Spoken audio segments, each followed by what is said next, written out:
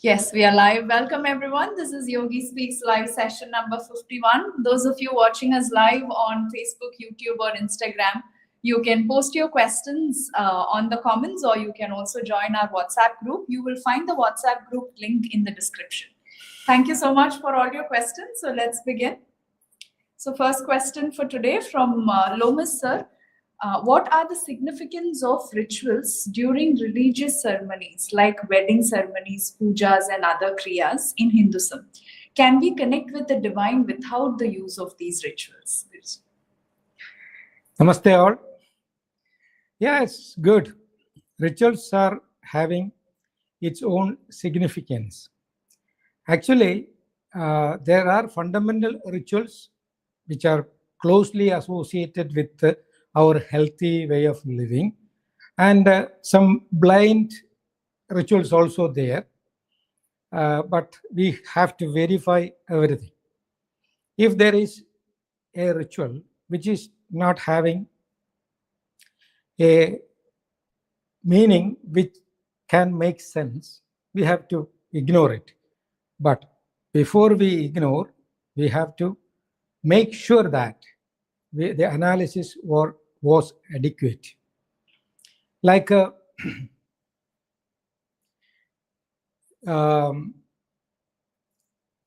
some rituals, especially when you go to the temple, you are asked to make 2 or 3 or 7 rounds around the sanctum sanctorum, and lie down on the floor and touch forehead and palms on floor. It's called Danda Namaskara. And another ritual, you have to wash your body, and after the shower you go to the temple, or you should not fill your stomach and go. It should be either empty or adequately filled, and there should not be non-vegetarian food during the time of visit of temple. So these are things. What does it mean? When you make a round around the sanctum sanctorum, it has a meaning. Why it is advised?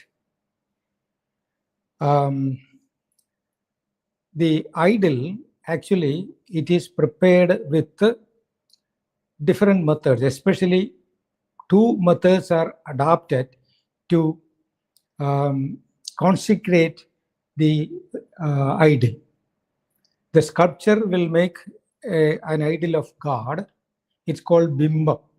It's not vigraha. Bimba means it's only a symbol.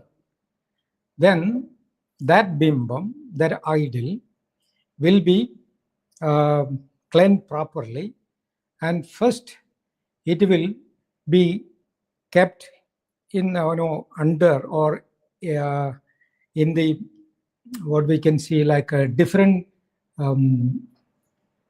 grains like rice, wheat. Then it's called navadhanyam. 9 types of seeds are what is it, dhanyam? Seeds and grains. Grains. And these 9 types of grains are used for enhancing the energy of food. It's called food power. It will be immersed in the 9 types of grains. It will be kept for minimum like 41 days. Do you know why it is? That idol will absorb that energy. Either a proper stone which has got a particular molecular combination. All stones will not be used for making idols. And different metallic combinations also will be used. It's called Panjaloha. Panja means 5. 5 metals also will be combined with a particular ratio to produce that metal from which idols are produced. So these either made of mainly rock, from the rock, or from the metal, and there are different metals and materials can be used, but mainly these are the two things. Then it will be kept first in the grains. Then it will be kept under water. Then it will be kept in the middle of different types of flames for producing more heat and infusing heat inside. Then certain aromas will be kept for many days in between. Then certain mantras or certain sounds, bells will be used. You know why it is? It is being energized by food energy for the grains, water energy, then heat energy, air energy, then sound energy. So these 5 energies are infused inside to make that bimbam to a vigraha, an ordinary, sculpture to an idol, which is having a life within. So this is what is called consecrated. Means energy is infused. It is like almost like a living being. It's called murti. An object which has got a mind is called murti. So once that murti is kept over there, then every day the pujari, the pandit, the priest will do the nitya puja, daily worship. How? He will produce food in front of him, keep food in front of that idol. It's called nivedyam. We are feeding the god. Then water will be poured on that, abhishekam. Then Deeparadhana, the different types of heat will be applied. Then Dhubaradhana, means aromas will be used. Then either the recitation of mantra or a particular frequency of sound. These are the 5 ways the murti, the god, is fed. Food energy as nivedyam, water energy tirtham, then heat energy deepam, Deeparadhana, then air energy Dhubaradhana, then sound energy, then bell or mantra. So once this ritual is applied, that idol will have that energy. It will emit that energy which is already kept inside the idol by the master who initiated that. It's called prana pratishtha. It will be initially done by a guru. So that energy, first the building, the sanctum sanctorum, that is constructed with a certain shape. It is not an ordinary room. It has a different dome shape. So the energy will hit on the wall, especially mostly it will be made of proper stones, rocks. So the rocks will capture this energy, and that also will emit from that sanctum sanctorum. So when we make a round around the sanctum sanctorum, technically we are consuming that energy. 3 or 7 times when we make a circle, that energy is consumed, and it is a comfortable walk also. This is the fact or the idea behind that ritual. Then we are asked to do the Danda Namaskara. Lie on ground, stretching the hands, touch forehead on floor. Actually, that is a part one part of Surya Namaskar, the yogic exercise. So when we touch the whole body on floor, our all negatives will be, the bioelectricity will be earthed by that stone. Actually, we are lying on the stone. Then, how we do that? We surrender to God. That is what is called unconditional surrendering. So when we lie down, what is in our mind? I am nothing in front of the God. Then God will take care of everything. That means the particular state of surrendering attained by yogis. It's called tyaga. Tyaga means surrendering, giving up everything. What I can give up? I can give up only my ego. When I give up my ego, what else will remain in me? God consciousness. When I renounce my individual ego, then the cosmic ego will remain. This is what is done by a yogi. He is not going to the temple, but by himself, he can give up everything. That section is called Tyaga. So a person who is doing the Tyaga is a Tyagi, then naturally he is getting into the level of yogi. Here, this person is doing yoga, but in a ritualistic way. He needs an idol, or he needs an object as a representation of God, and he is surrendering himself to that. There, the yogi's renounced mind is being attained by the guy who is doing with a ritual.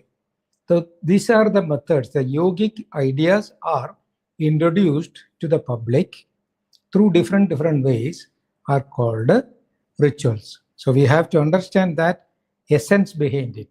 Otherwise, many additions are there based on blind faith.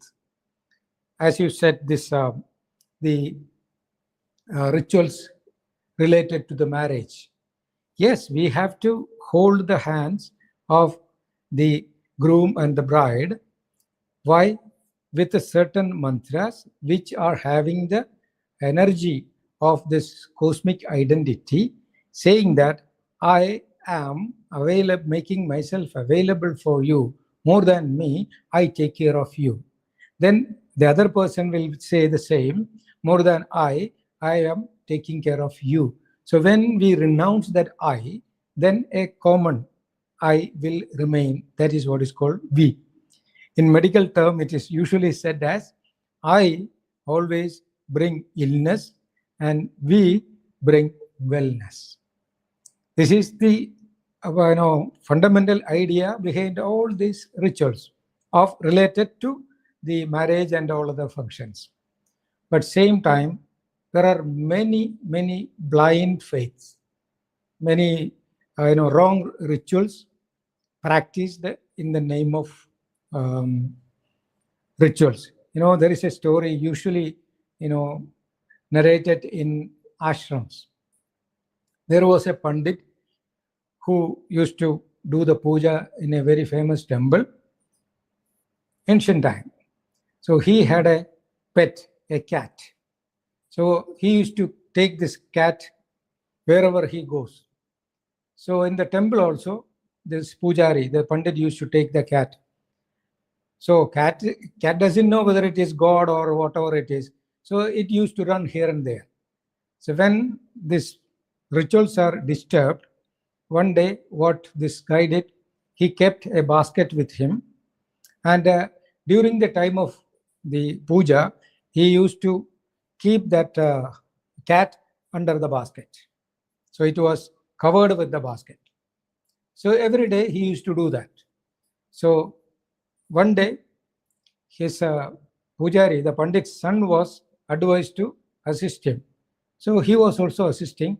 He saw the father was taking the cat and keeping it under the basket. Then only he was doing the rituals.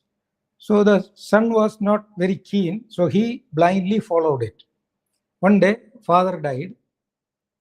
Then the cat also died. The son became in charge of the temple. So he told the other guys, okay, now I will take care of the puja, but you bring a cat. People asked why. No, I saw father used to keep a cat and covered with a basket. Then only father used to do the puja.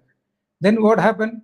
People, they went here and there, caught a cat, and before the ritual, they used to bring a cat and cover with the basket. Then only they used to do the ritual.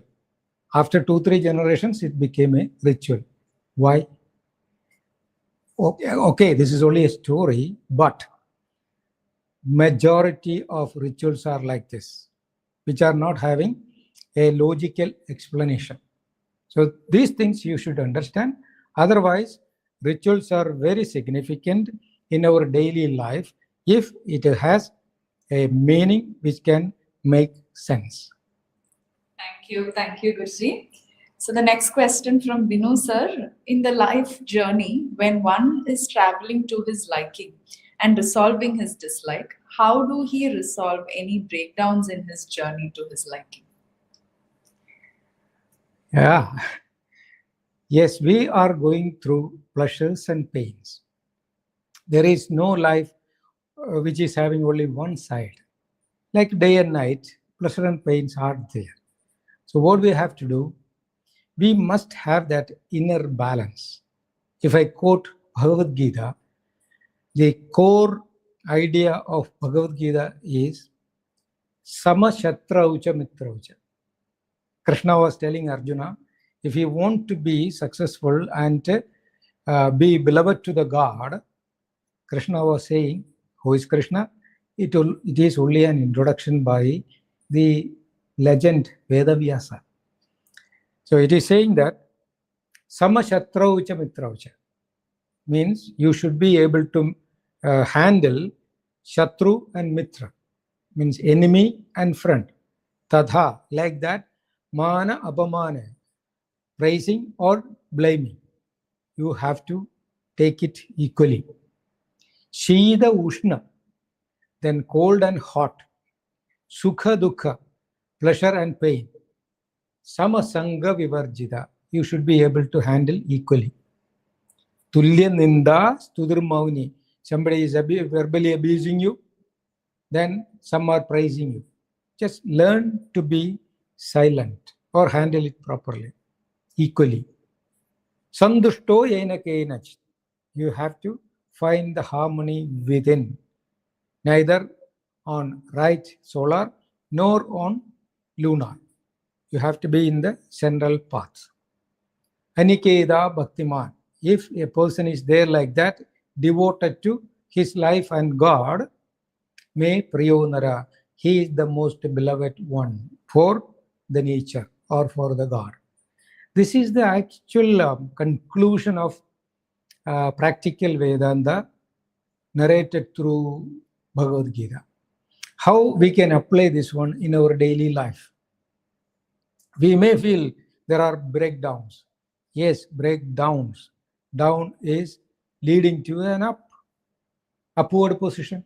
Otherwise, what is the use? Waves are like this. There will be ups and downs, ups and downs. Then only it can move. If you want to take the life forward, there will be and there must be ups and downs. So what do you have to do?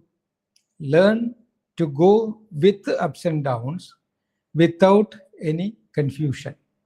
How you can create that clarity? If you are confused, focus on that confusion. Definitely that will take you to the clarity. Suppose you have a mathematical equation which is confusing you, just focus on that, try to find out, then you will see the clarity is being evolved from that concentrated, focused mind. Same way, learn every day, try to sit on floor for inner observation, which we call meditation. Just look inside and focus the mind on central canal, Sushupna Shwasam, or spinal breathing.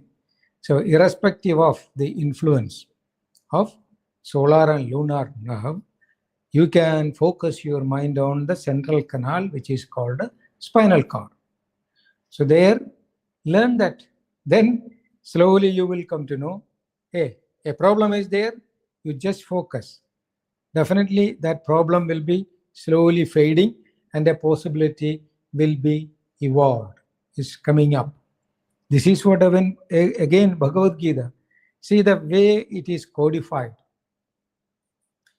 Two armies came face to face and eager to get into fight.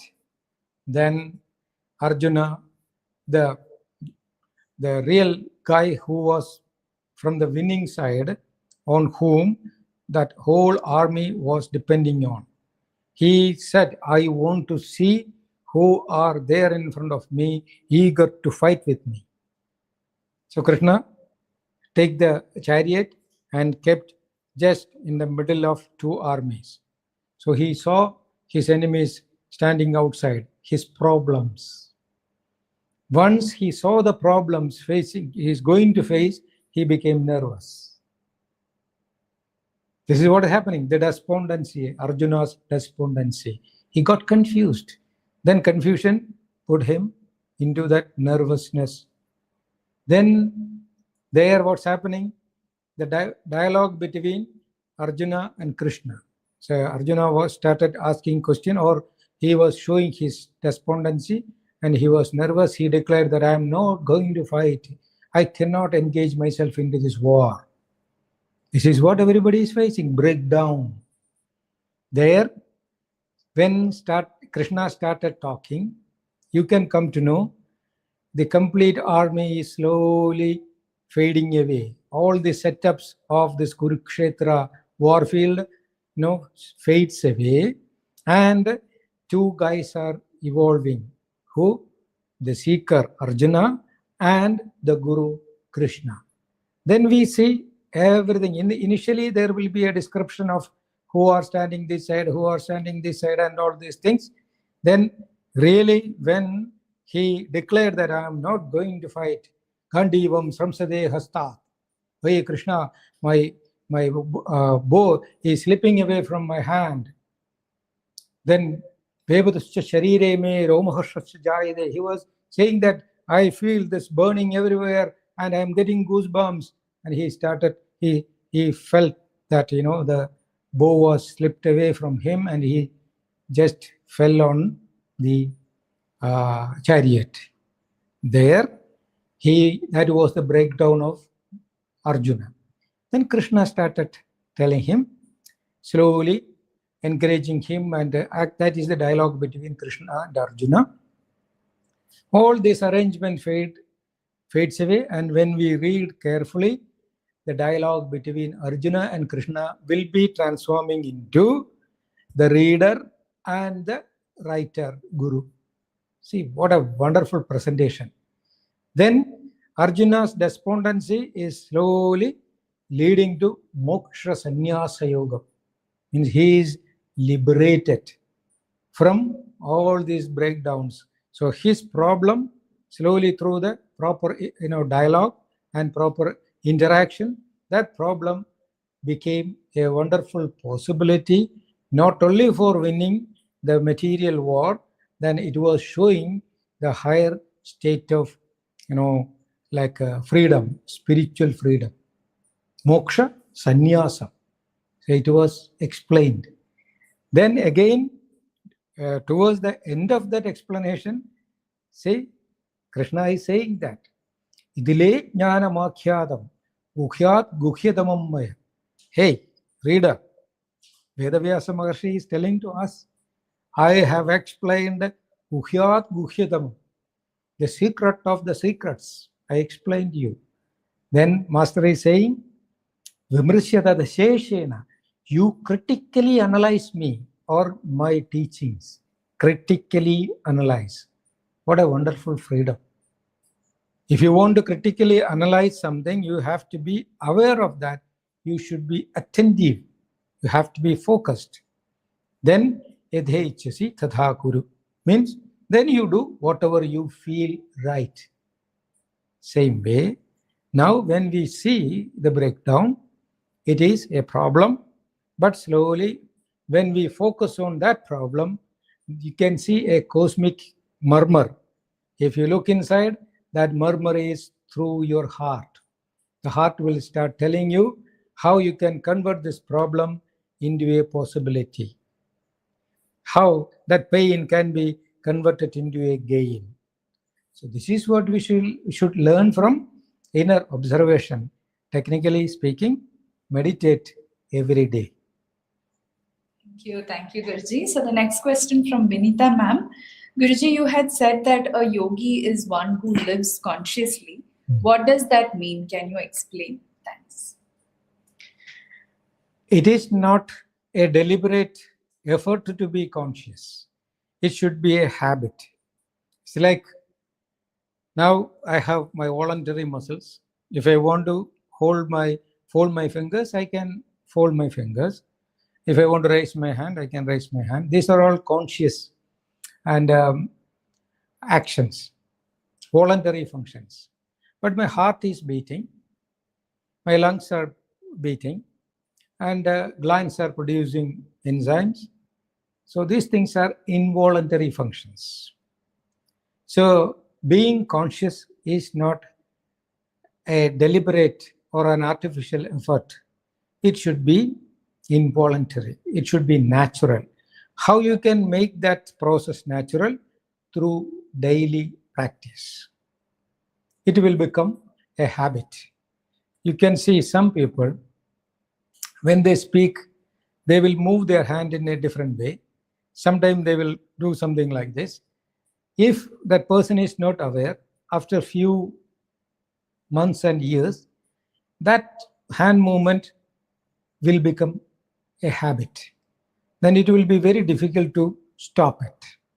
Same way, if you train your mind and body for something in a regular basis, within few days or months or years, it will be converted into a habit. Habit means it will be happening involuntarily. Same way, yogic consciousness is initially a practice, then will be converted into a habit.